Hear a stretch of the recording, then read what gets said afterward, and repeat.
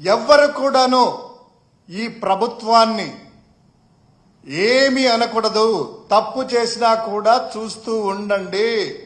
మా అరాచకాలను కానీ మా విధానాలను కానీ ఎవరైనా తప్పులు పడితే వారికి తగిన శిక్ష వేస్తాము అనేటువంటి ఒక బెదిరింపు ధోరణితో చూస్తా ఉన్నాం. వైఎస్ఆర్ కాంగ్రెస్ పార్టీ గతంలో ప్రతిపక్షంలో ఉన్నప్పుడు మనము చూసాం.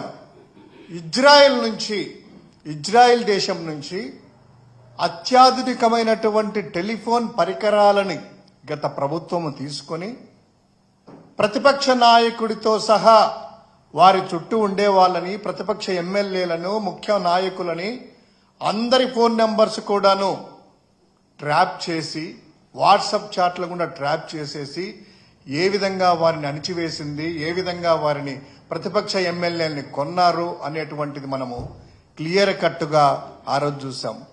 ఇప్పుడు మరోసారి ఈ కూటమి ప్రభుత్వం ఏర్పడిన తర్వాత అటువంటి పోకడలకే వెళ్ళినట్లు మనకు స్పష్టంగా తెలుస్తుంది. ఎందుకంటే ఈ యొక్క తెలుగుదేశం పార్టీ, జనసేన, బీజేపీ సంబంధించినటువంటి వాళ్ళు, వారి యొక్క సోషల్ మీడియా సైనికులు ఏ విధంగా ప్రజలని, వారి యొక్క మాన ప్రాణాలని ఏ విధంగా వారితో చెలగాటమాడుతున్నారనేటువంటిది స్పష్టంగా ఈరోజు మనకు తెలుస్తా ఉంది.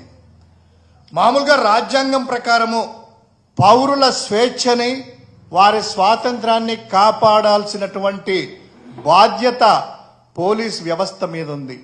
అటువంటి పోలీసులు ఈరోజు ఈ యొక్క కూటమి నాయకులకి, కూటమి